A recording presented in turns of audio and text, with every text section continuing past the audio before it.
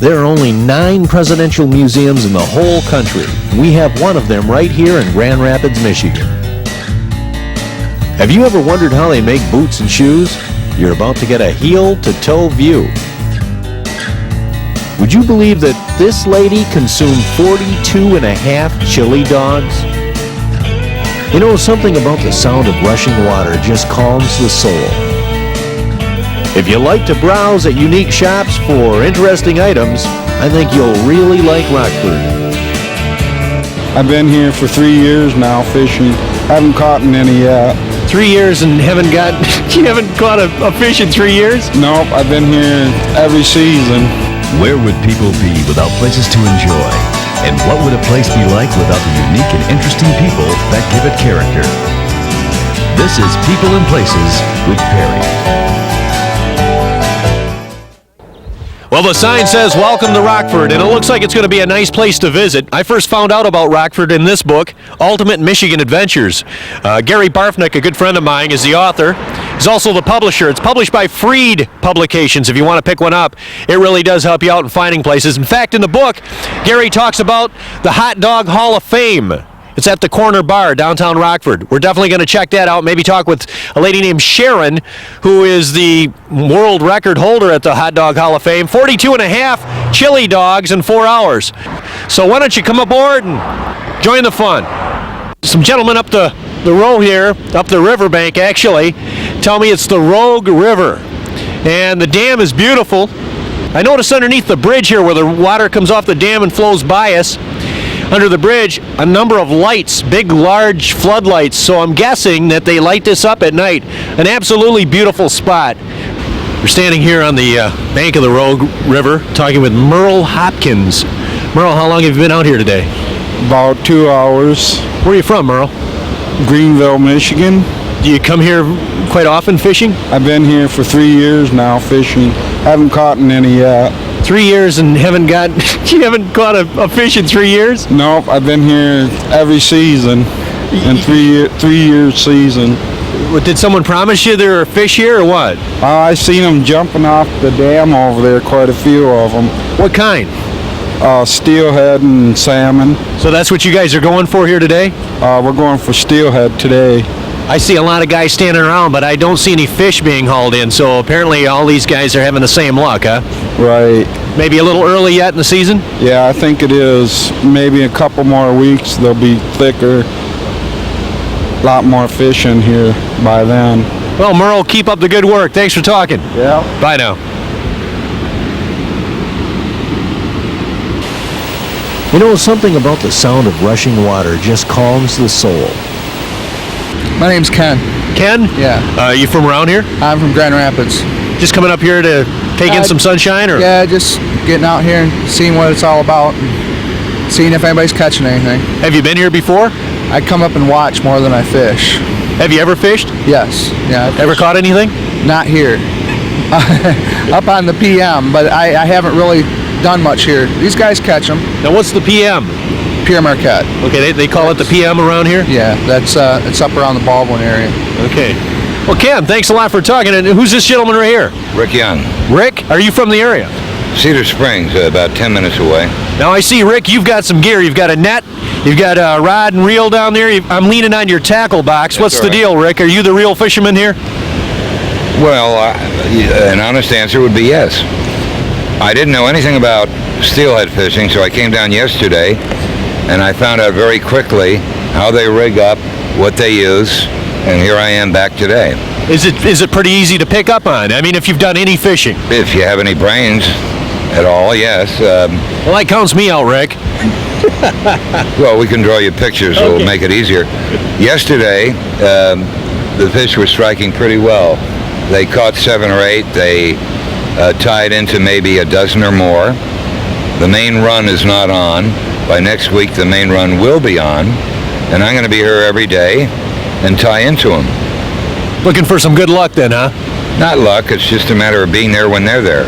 And a little skill, maybe. Maybe a little. You know, there aren't any fish being caught today, but I suspect there's a whole lot of peace of mind being reeled in. More people to meet and places to see next.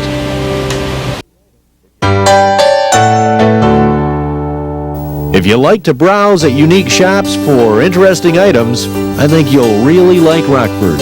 It is a bear, isn't it? He is a bear and he is a footstool. All right. We stopped in at a couple of local shops and looked at stuffed bear footstools, handmade wall-hanging quilts, willow furniture, silk flowers, raccoon vases, baskets, and a whole lot of things I don't even know how to pronounce.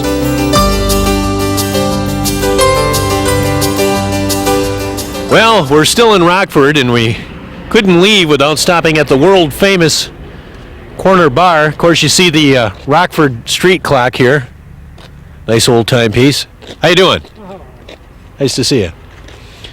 Well, here at the corner bar, they have the Hot Dog Hall of Fame, where you can get maybe in the Guinness Book of World Records for eating hot dogs. Looks like it's quite popular today. There's a big lineup out front. Once inside the corner bar, we found the champ, the queen of chili dog eating, Sharon Van Dynen. She was sitting at a booth with her husband Randy and one of their 2 infant foster sons. They were busy eating. Sharon was eating, you guessed it, hot dogs. Well, Sharon, it looks like you've been busy. 42 and a half hot dogs. You're nowhere near that today. Would this just a little snack for you? Sure. Mid-morning, mid-afternoon. Sharon, what's the story here? What's the story behind the story? Now, I see you're eating a very interesting looking hot dog here. Do they have all different styles? Right. This is a slaw dog. A slaw dog. So it has coleslaw and what's this little thing on top of pickle? Sure. And chili underneath the works. All right. Now, when you set the record for 42 and a half hot dogs, what were the hot dogs like?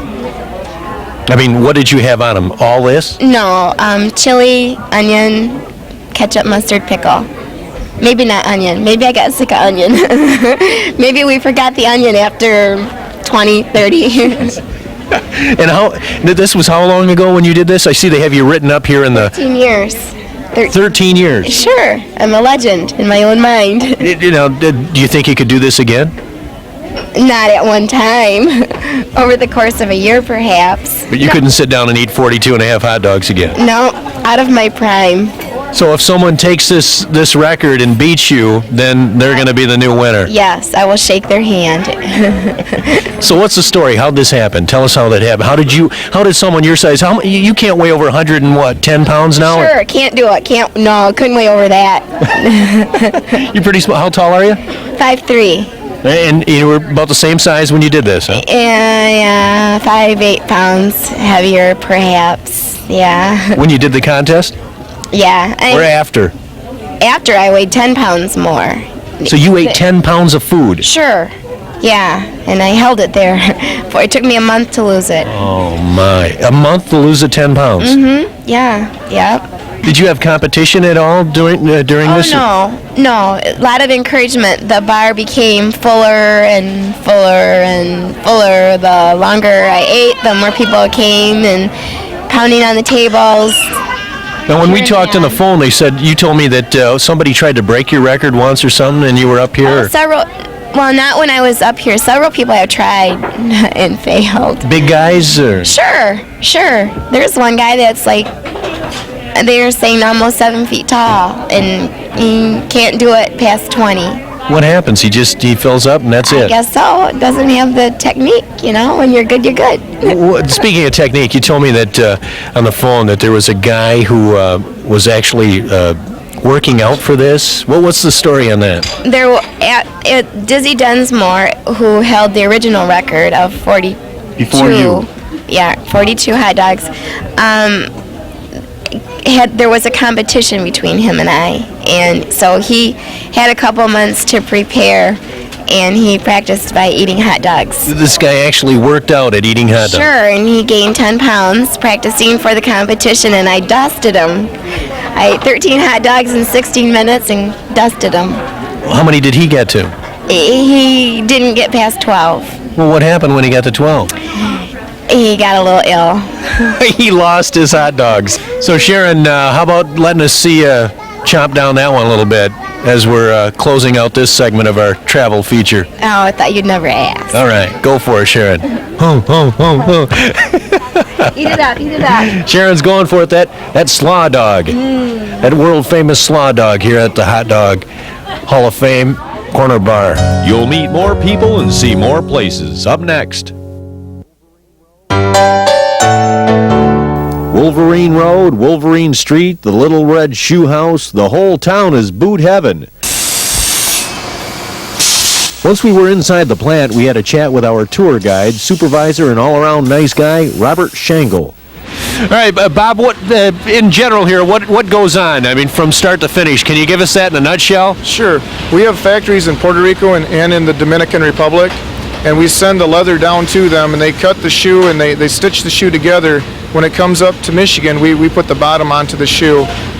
The factory we're going to be touring is a welt construction factory, and we hire a lot of people here. In this building, we hire about 450 people. We run the factory 24 hours a day, and that's kind of unheard of in the shoe business. I notice this whole town of Rockford is kind of built around this company. I mean, Wolverine Street out front, and then there was Wolverine Road. This is a real company town then, huh? Right, we're definitely the biggest employer in this for Rockford. So when you're not working, you kind of stay casual, you and your family? Yes, yep. What kind of shoes you wearing right now? Definitely a Wolverine product, Wolverine brand boots. Now, which one is this? This is the Intrepid. This one here is made in Big Rapids, Michigan. This boot here, this particular style. It's a very comfortable, lightweight boot. Now, do all your people wear Wolverine products? We encourage the people to wear Wolverine. We do not demand it, but once we get them into some Wolverine boots, they definitely like them, and you'll see them wearing them. Well, we heard that if someone's caught on the job without Wolverine boots or shoes on, that a bell goes off so the boss knows. Is that the case? Well, hopefully we don't hear that bell very often. I myself haven't heard it go off. Bob introduced us to their newest supervisor, Jamie. We have steel toes. There's like 5 different kinds of boots we run on this line. What seems to be the most popular? Probably a Mountaineer boot. Is that the kind you're wearing right now? No. Is that a Wolverine boot? No, it isn't. Jamie, does the boss know that? I'm usually wearing Wolverine, but just not today. Bends and shapes are made with steam and lots of pressure. Boy, you really start to realize just how many feet there are in this country. Wolverine Worldwide is quite a shoe company. They make over 17 million shoes and boots a year. The best news is that most of those are made right here at their U.S. plants. That's truly a made-in-America attitude. Hey, Imelda Marcos sure couldn't work in a place like this. Darcy is spraying green dots on the outer sole of the boots. This indicates that they have the special DuraShock Bounce sole. Wolverine's patented DuraShock Bounce technology is a well-protected secret. What I can tell you is it consists of injecting a special substance right inside the sole. When dry, this stuff reacts like the rubber in a Super Ball. Here comes Jamie. Jamie's on his way. James, I see you're back with some Wolverine boots on. That's right. My feet were getting a little sore.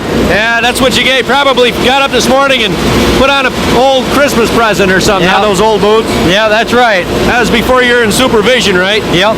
Now what style did you grab off the shelf here? These are a Mountaineer boot. Let's see what they look like. 6-inch lace up.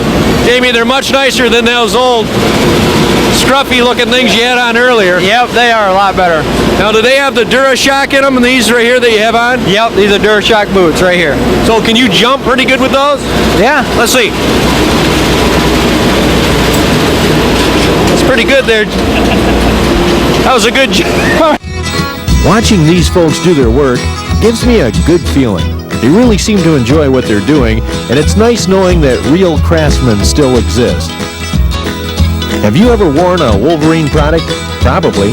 They make base uniform shoes and boots, Frolic women's shoes, True Stitch slippers, Bar Harbor men's shoes, Big Rapids boots, Coleman outdoor foot gear, Harbortown children's shoes, Made in America women's shoes, Sidewalk softener, uniform footwear, Sumac slippers, Whimsy sandals, Town and Country women's shoes, Wolverine Wilderness rugged footwear, Worklight boots, and the newest, Caterpillar work footwear. Plant tours at Wolverine Worldwide can be arranged by calling 616-866-5514. This is People and Places, and we'll be right back. Next, we headed south from Rockford to Grand Rapids to visit the Gerald R. Ford Presidential Museum. Just seeing the beautiful downtown Grand Rapids skyline and river from in front of the Gerald R. Ford Museum is well worth the stop. I have not sought this enormous responsibility, but I will not shirk it. My fellow Americans, our long national nightmare is over. Well, as you can now see, we're inside the Gerald R. Ford Museum, and we're all alone. No one in here but us, and of course our buddy, Nathan Gamby. He's the reason we're in. We didn't think we made it in time. The place closed down. We got kind of sidetracked in Rockford, but Nathan was on duty and said, hey, come on in. He'll give us a tour. How you doing, Nathan? Good, real good, thanks. How long you been here? I've worked here about 5 years now. Oh, yeah? Do you meet a lot of people? Yeah, there's quite a few people that come through. We have a real good turnout, a lot of local people, and then anybody that comes into town. Usually, this is one of the high points of Grand Rapids to look at, yeah.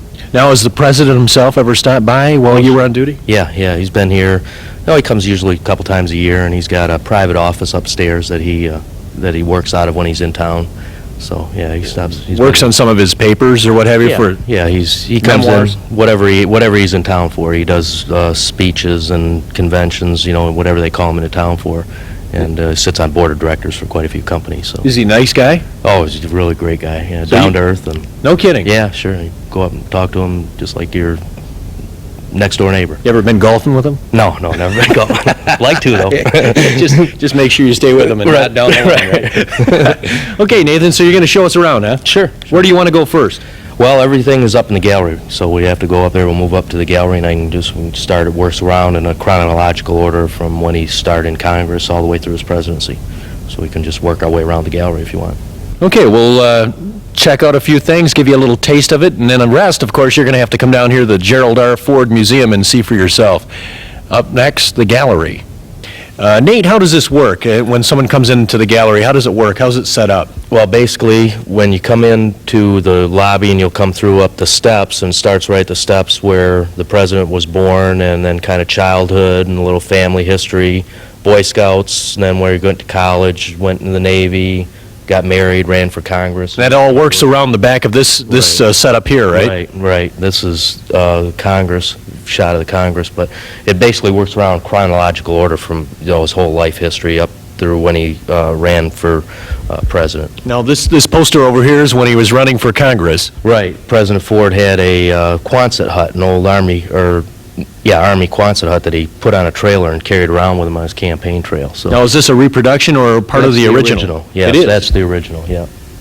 And then his desk in Congress over here, and there's a handwritten memo for when the vice president was going to resign, and him looking forward to taking over as vice president. And then we have the Nixon resignation letter. We have a reproduction of the Oval Office, his office scale model of his office. And when he comes in town and goes up in his private office and does a little paperwork, do you ever catch him wandering around down here, maybe sitting at his old Congress desk? No. Usually, if he has time, he'll come out and greet the guests in the gallery. Really? If he has time in his schedule, he's quite busy, and then he has somebody that keeps him on a rigid schedule. Because his time when he's in town, everybody wants to see him, obviously. We're in what appears to be the gifts section of the museum, and Nate's kind of showing us around here. What's the deal on the gifts here, Nate? The gifts, more or less, are from heads of state. President Ford was the bicentennial president, and people just gave gifts to the United States in celebration of the bicentennial. Looks like some pretty expensive stuff. I guess they can't keep this, huh? No, anything over $50, public officials aren't supposed to keep themselves. What about those two big vases there in the middle? You think maybe they're a little over $50? Yeah, I believe if we had them appraised, I think they'd come out a little over 50. This place is a lot bigger than I thought it would be. 44,000 square feet with 15,000 square feet of exhibit space. Well, you ought to run for president if you're looking for a few nice gifts. They give you swords, hats from the Revolution. In fact, Nate, what's this gun here? What's the deal on this? This is I believe a Winchester that was all hand-carved and specially made. I believe it's one of only 12 in existence, and it was given by one of the gun manufacturers to President Ford. Now, that's an actual working model? Yes, sir, I believe it. The president ever go back in the Rose Garden, you think, and fire off a few rounds? No, I don't believe it's ever been fired, no. I'll bet you kind of want to, though, huh? I wouldn't mind taking it, see if sights are right. Think the buddies would really have fun with you if you took that up deer hunting? Yeah, I think they'd have a great time with it. Mount a scope on that baby boy. I'll tell you, you'd be the talk of the North Woods, wouldn't you? Really? Yep. The presidential seal is solid limestone. It measures 11 feet in diameter. Okay, you're looking at the actual presidential seal. That's what you see when you come in on the main lobby. And to the right of it, you can see some dresses. Those are gowns of the first ladies, and that's the exhibit that's going on now. And as Nate told us earlier, these exhibits change every so often. So another good reason to come on out to the Gerald R. Ford Museum and check out the scenery. It's a neat place. For more information, call the Gerald R. Ford Museum at 616-451-9263. Well, that's our show. Thanks for watching People and Places. I'm Perry Wright.